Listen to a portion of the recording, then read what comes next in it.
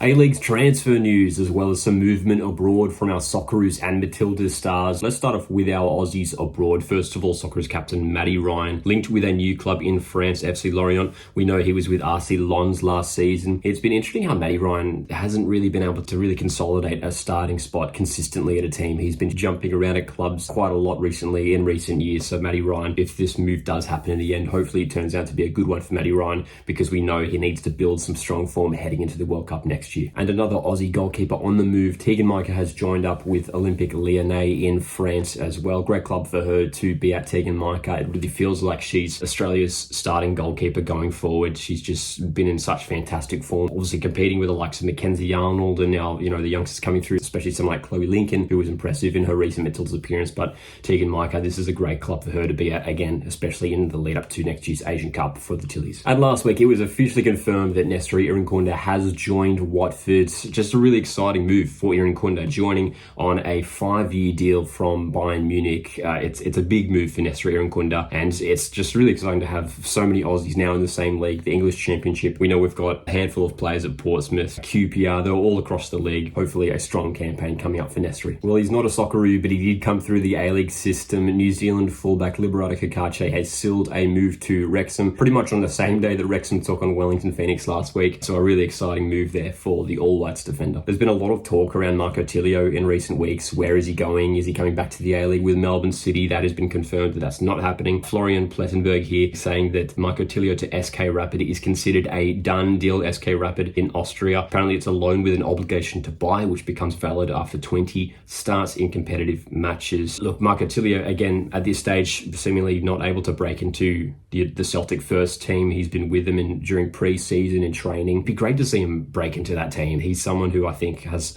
immense talent and still has a lot more to offer in his career. He's still so young, Marco Tilio. Heading to Austria as well, the same league where Noah Botic is. This post here from Academy Scoop on X. James Overy has signed his first professional contract with Manchester United. Really exciting move for the young right back who came over from Perth Glory over to the UK. Now has signed a professional contract with Manchester United. Obviously a really big deal there. Jordan Boss appears to be closing in on a move to Feyenoord in the Netherlands from Westerlo. This post here coming from Gianluigi Longari. Feyenoord close to finalising the purchase of Jordan Boss from Westerlo. Exchange of documents in progress. That was a couple days ago. Many reports online now about this move. It looks like it is set to happen. Anthony Joseph on X reporting that Motherwell have knocked back an approach from Viking FK for striker Apostolos Stamatelopoulos. It is understood that VFK inquired about a proposed fee of around £800,000. This fell well short of Motherwell's valuation. They're not actively seeking to sell the Australian international. It's great for Apostolos Stamatelopoulos that he's receiving this interest. Hopefully it's another big season coming up for Apostolos Stamatelopoulos. He hasn't been included in recent Socceroos squads, but if he can find some good goal scoring form, we know that he could certainly push back into that Australia setup there. Jumping into our A-Leagues news now, and Melbourne City, they've been doing so well when it comes to re-signing their key players from that incredible season last campaign. Leah Davidson, Matildas midfielder, has re-signed for the next 2 years at Melbourne City. They've got much of that same team that was there last season, so I think we can expect another strong season in the A-League women's competition for Melbourne City. And as we touched on before, Marco Tilio will not be playing at Melbourne City this season. City did confirm that in the past week. City this past week have also signed promising youngster Beckham Baker on a contract. Over at Western City Wanderers, they have re-signed midfielder Josh Brillante for the upcoming season. He started the Western City Wanderers' recent Australia Cup round of 32 fixture, and that Wanderers midfield is looking really strong now. You've got Brillante, who started alongside Priestman during the week. Ugarkovic in there as well. Dylan Shikluna still to come back from injury, so plenty of options there. And former Wanderers striker James Temelkowski has joined up with Tai Po FC in Hong Kong. Another Matildas star on the move. This time it is Alex Chidiac. Another big loss for Melbourne Victory. She is joining FC Como in Italy. An exciting move for Chidiac personally as well, who has sort of been on the fringe for the Matildas in the last couple of years, but we saw her get that call up